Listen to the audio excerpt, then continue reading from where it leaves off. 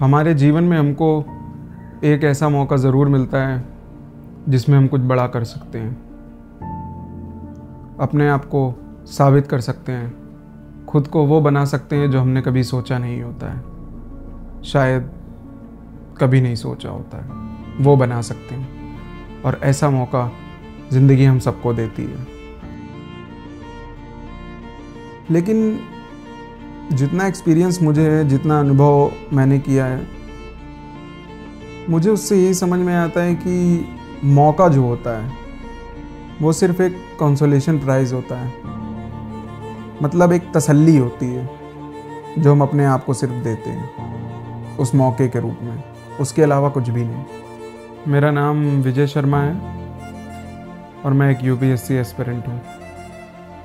कई सालों से यूपीएससी की तैयारी कर रहा हूँ और अफसोस की बात तो ये है कि बस मैं तैयारी ही कर रहा हूँ, हो कुछ भी नहीं रहा है। कई सालों से तैयारी कर रहा हूँ इनफैक्ट, लेकिन रिज़ल्ट ज़ीरो, कुछ भी नहीं हो रहा है।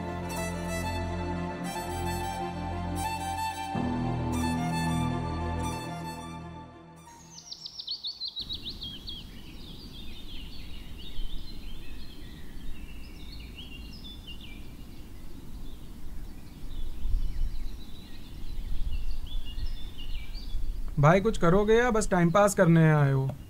अरे तुम्हें क्या बात करनी है यार? दिन भर तो पढ़ते हो, उसके बाद यहाँ 2 मिनट चैन से बैठने नहीं दे रहे हो। अरे यार विजय, इतना परेशान काहे हो भाई? हमको और अमन को देखो, हम लोगों को तो बस 2 साल हुए हैं अभी, पर तुम तो पंचवर्ती योजना बना चुके हो भाई। तुम्हें किस बात का डर है? ऐसा है अबे बाबू, ये जो सरकारी नौकरी है ना, ये बड़ी बड़ी बातें करने से नहीं लगती है। पढ़ना पड़ता है, मेहनत करना पड़ता है, हालातों को समझना पड़ता है, और सबसे ज़रूरी बात, त्याग देना पड़ता है। कभी दिए हो त्याग? अरे यार विजय भाई, इतना नाराज काहे हो रहे हो यार? हम तो तुमसे बस ये बोल रहे हैं कि अपना दिमाग थोड़ा इधर उधर लगाओ। तुम तो हम लोगों से भी ज्यादा टेंशन ले रहे हो यार रिजल्ट की, जबकि तुम तो हम लोगों से भी पुराने खिलाड़ी हो। और नहीं तो क्या यार, खुद भी परेशान हो रहे हो, हम लोग को भी परेशान कर रहे हो। थोड़ा आराम करो यार।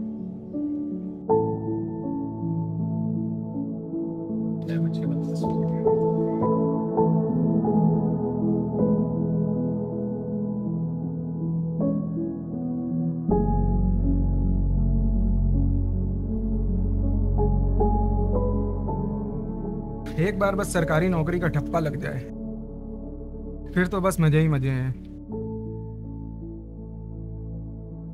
तुम लोग ना मेरी बात नहीं समझ रहे हो। अपने घर में रहकर, अपने शहर में रहकर तैयारी करना बहुत आसान है, लेकिन अपना शहर छोड़ने के बाद बहुत सारी चीजें देखनी पड़ती हैं यार।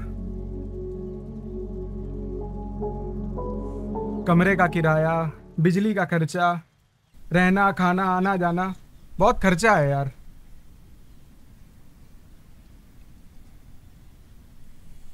और वैसे भी आर्थिक स्थिति ठीक नहीं है हमारी। पता है, जब रिश्तेदारों के यहाँ जाते हैं ना तो मजाक उड़ाते हैं, कहते हैं कब तक चलेगी तैयारी। अब उन्हें कौन बताए कि साला 1 साल तो यही सोचने में निकल जाता है कि तैयारी किस चीज़ की करनी है। उसके बाद सही कोचिंग, सही फैकल्टी,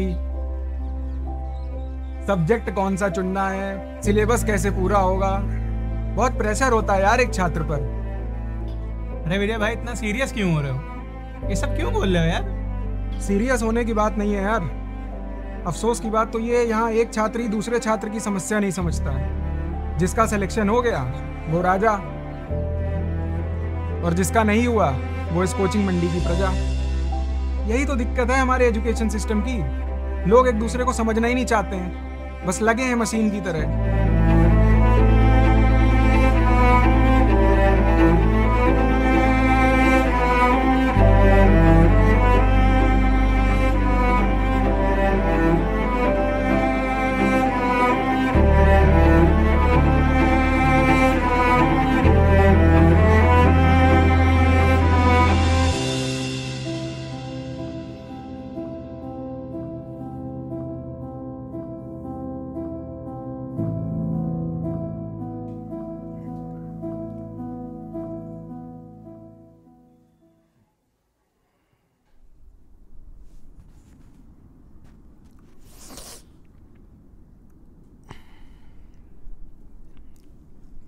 हाँ भैया।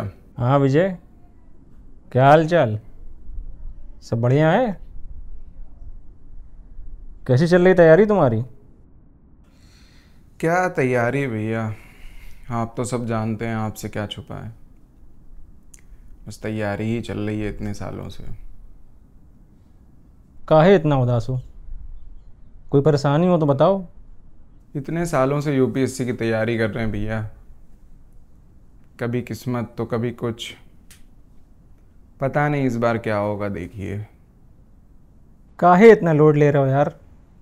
एक बात बोले, भगवान पे भरोसा रखो, कल सब अच्छा हो जाएगा। ठीक है, चलो अब सो जाओ और ज़्यादा परेशान मत हो। जल्द मिलते हैं। चलो बाय, गुड नाइट। ओके भैया, गुड नाइट जी।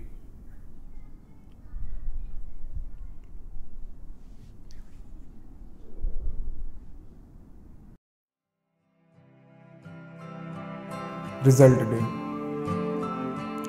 कुछ याद आया रिजल्ट डे का नाम सुनकर? ये वही दिन है जहां आपको हर कोई जज कर सकता है, चाहे वो आपको जानता हो या ना जानता हो। लेकिन अगर आपका रिजल्ट बढ़िया है तो आप उसके लिए सुपरस्टार हो, और यदि आपका रिजल्ट अच्छा नहीं है, ये थोड़ा सा भी कम है, तो लोग तो यही कहते हैं कि शायद साल भर पढ़ा नहीं होगा, शायद सही से मेहनत नहीं की होगी। अगर सही से मेहनत करता तो अच्छा रिजल्ट आता, ये करता वो करता। अरे जिसके बारे में आप कुछ जानते नहीं हो, जिसके बारे में आपको कुछ पता नहीं है, बस वो रिजल्ट देखकर आप उसका पूरा जीवन कैसे डिसाइड कर देते हैं। और ये हर कोई करता है, हर बच्चे के साथ बचपन में यही होता है, फिर चाहे वो कोई गैर हो या फिर उसके अपने माँ बाप ही क्यों ना हो।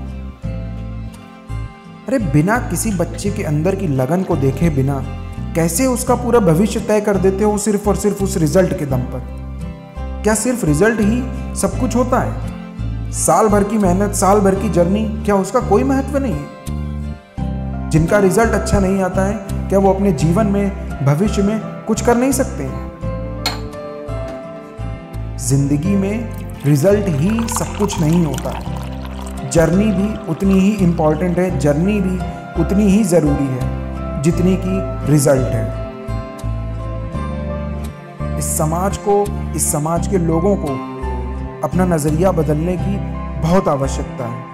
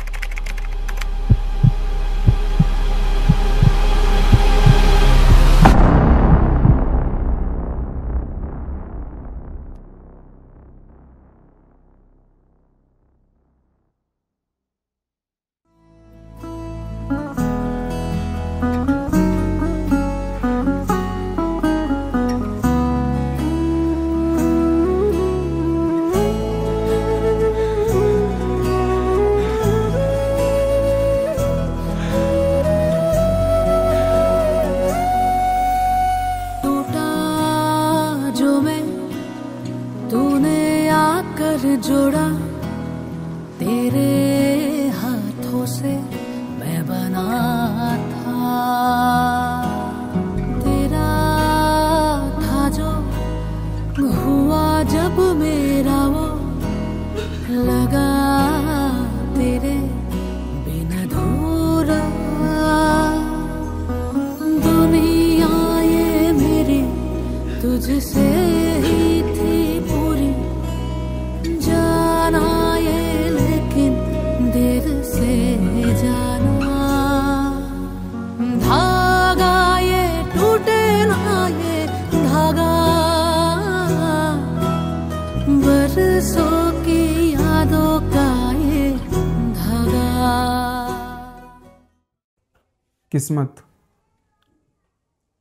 किस्मत एक ऐसी चीज़ है, अगर अच्छी हुई तो आपको चमका देती है, लेकिन अगर खराब हुई तो आपकी सारी चमक छीन लेती है। यकीन मानिए उस दिन मेरे साथ भी कुछ ऐसा ही हुआ। जो मेरे दोस्त मेरे साथ थे, जो मेरे साथ तैयारी कर रहे थे, उनका सिलेक्शन हो गया, लेकिन मैं रह गया। और यकीन मानिए कि मुझे बिल्कुल भी अफसोस नहीं है इस चीज़ का कि उनका सिलेक्शन हो गया और मैं रह गया। मैं तो बल्कि उनके लिए खुश था। लेकिन मैं पिछले 4 साल से यूपीएससी की तैयारी कर रहा हूँ। खाना पीना, सोना, जगना, दोस्तों के साथ बाहर जाना, सारे प्लान कैंसिल कर देना, अरे सारे ऐशो आराम तक त्याग दिए मैंने, लेकिन उसके बावजूद मेरा सिलेक्शन नहीं हुआ। ये कैसी किस्मत है मेरी? क्या इस दुनिया में सबसे बुरी किस्मत, सबसे बुरा लक मेरा ही होना था?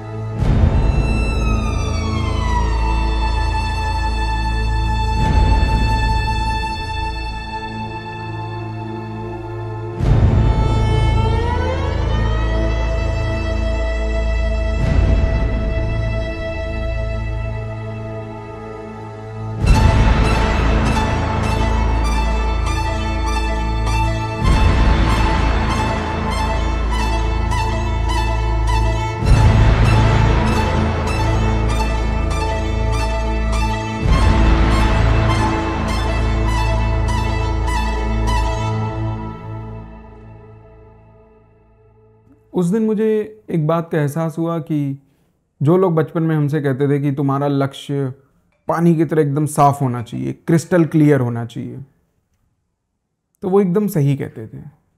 चाहे वो हमारे माँ बाप हों, चाहे वो हमारे टीचर हों, जो भी हो, जिस इंसान ने भी आपसे ये बात बोली कि आपका लक्ष्य एकदम पानी की तरह साफ होना चाहिए, वो बिल्कुल सही बोली थी। क्योंकि सावधानी हटी तो फिर दुर्घटना घटी।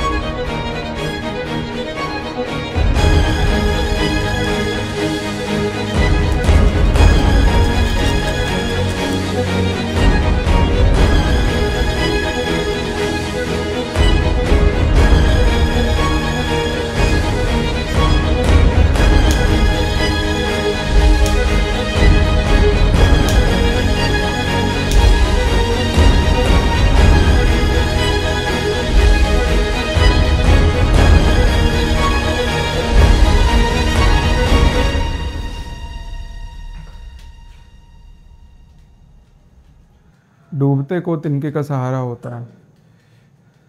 अमर भैया मेरे लिए कुछ वैसे ही थे, इनफैक्ट हैं। मुझे नहीं लगता जितना साथ उन्होंने मेरा दिया इस शहर में कोई भी दे पाता। कोई भी अपना इतना साथ नहीं देता जितना उन्होंने मेरा दिया। शायद इस शहर के सबसे अच्छे इंसानों में से एक हैं वो।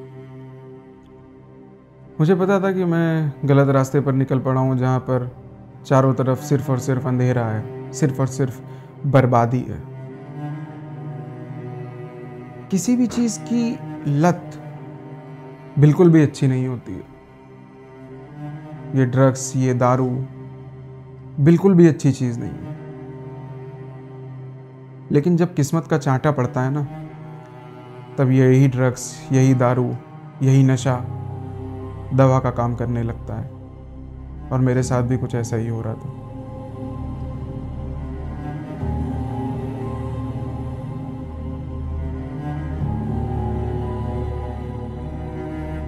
विजय, तो बेटा क्या हुआ?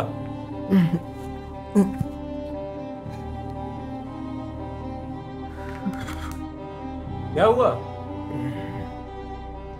अरे अमर भैया, आप कब आए? कहाँ थे आप? पता है आपको बिना ये शहर कितना काटने को दौड़ता है, हैं? लेकिन अब आप आ गए हैं। अब सब ठीक हो जाएगा, सब ठीक हो जाएगा। क्या हाल बना लिया है तुमने अपना ये। चलो दारू सिगरेट तक ठीक था, पर ये इंजेक्टेबल और ड्रग्स कब से लेने लगे हो तुम यार? मतलब हद है। ये उम्मीद नहीं थी तुमसे, बिल्कुल नहीं थी। अरे भैया, कहाँ चक्कर में पड़े हो यार? उम्मीद का क्या है? आज है कल नहीं है। क्या करोगे उम्मीद का? हमको देखो, अपने आप से कितनी उम्मीद थी, कुछ हुआ? नहीं हुआ। बेटा एक काम करो, तुम सो जाओ अभी। तुम अभी सो जाओ, कल मिलते हैं तब बात करते हैं मुझसे, ठीक है? तुम्हारी हालत वैसे भी ठीक लग नहीं रही हमको। सही कह रहे हो भैया, सही कह रहे हो। ये ड्रग्स, ये दारू बिल्कुल भी अच्छी चीज़ नहीं है। लेकिन एक बात बताएं, बहुत मेहनत की थी हमने इस बार। दिन दिन भर हम पढ़े थे भैया। जब इतना पास आके हम चूक जाओ ना,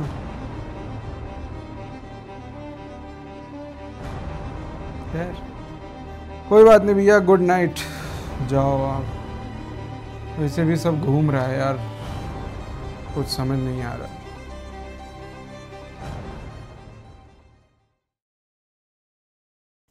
छात्र का मतलब जानते हैं आप लोग?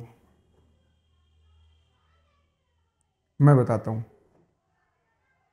छात्र का मतलब होता है कई सालों की कड़ी मेहनत।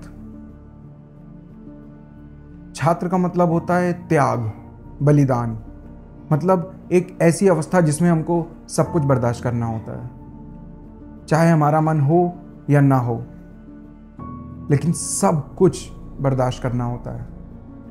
अरे तुम लोग क्या समझोगे कि छात्र का क्या मतलब होता है? एक दो एग्जाम नहीं निकले तो लगे कमियां निकालने, लगे मारने टॉन्ट।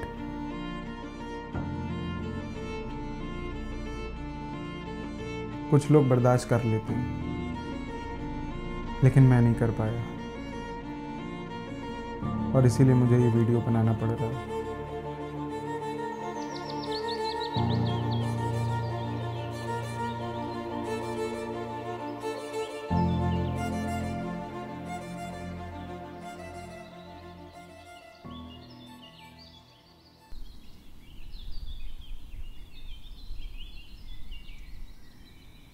भैया आपने बताया नहीं कि आप आने वाले हैं।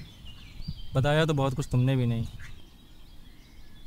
खैर अब ये बताओ आगे का प्लान क्या है तुम्हारा? फिलहाल तो भैया अब पढ़ाई से मन उठ गया है। ये एग्ज़ाम, ये तैयारी, कोई प्लान नहीं है अभी। कब तक एक इंसान वही चीज साल दर साल पढ़ता ही रहेगा? कब तक तैयारी करता रहेगा यार? तो अभी मेरा ऐसा कोई प्लान नहीं है कि आगे क्या होना है, कोई प्लान नहीं है मेरा। पता है, जब हम अंदर से हार मान लेते हैं तब होता क्या है, हमारे मन में गलत विचार जन्म लेते हैं जो हमारे विनाश का कारण बनते हैं। अरे जाने दो भैया, कहाँ चक्कर में पड़े हो, जाने दो, समय ही खराब चल रहा है। और वैसे भी लोगों का अच्छा समय नहीं रुकता है, तो मेरा बुरा समय कब तक रुकेगा? जाने दो। पहली बार किसी को पहचानने में मुझसे गलती हुई है। किसको भैया? तुम्हारे जैसे घटिया आदमी को, कलंक हो तुम, कायर हो कायर। अरे कलंक है तुम्हारे जैसे लोग इस समाज के लिए। पता नहीं तुम कैसे लोगों के लिए प्रेरणा का स्रोत बनोगे, जबकि तुम खुद अंदर से खोखले हो। अरे क्या हुआ एग्जाम अगर नहीं निकल रहा तुमसे तो? फेल हो गए, ये हो गया वो हो गया, जिंदगी खत्म हो गई क्या यार? लाखों लोगों का एग्जाम नहीं निकलता है भाई, लाखों लोगों का एग्जाम नहीं निकलता है, तो क्या वो भी तुम्हारे तरीके यही सब करने लगेंगे? घिन आती है मुझे तुमसे।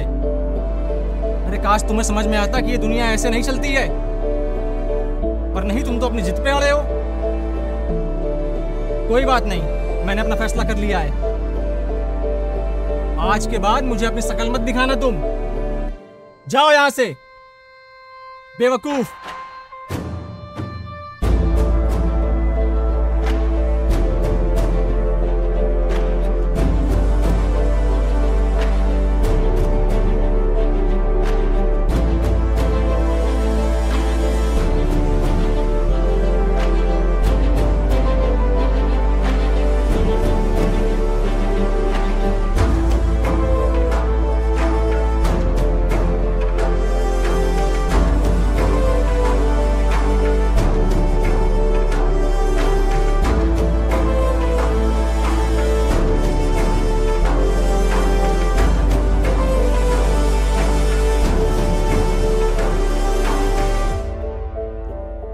अमर भैया, मुझे माफ़ करना, हो सके तो मुझे माफ़ कर देना। जिस दिन ये समाज, इस समाज के लोग एक छात्र के असली जज्बे और जुनून को पहचान लेंगे, मुझे नहीं लगता उस दिन के बाद से आपको कभी भी किसी और विजय शर्मा को देखने का मौका मिलेगा।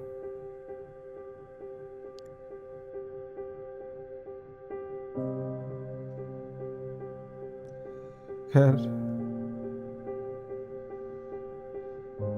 आप सभी को मेरा आखिरी सलाम। आप कभी भी ऐसा कदम मत उठाना, हार नहीं माननी है।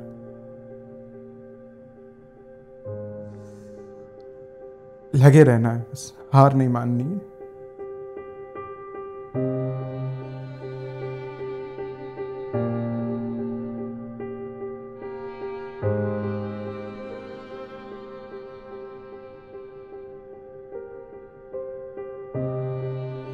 अगर आसान भाषा में कहूँ तो इस इंजेक्शन में एक ऐसा ड्रग है जो ब्लड के कांटेक्ट में आते ही मेरे दिल की धड़कनों की रफ्तार को कम कर देगा।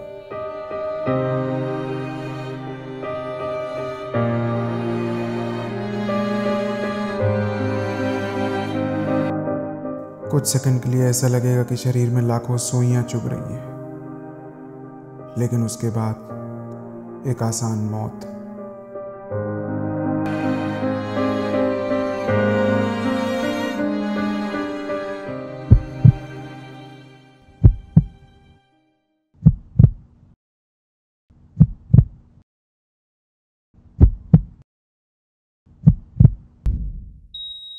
एक नई जिंदगी।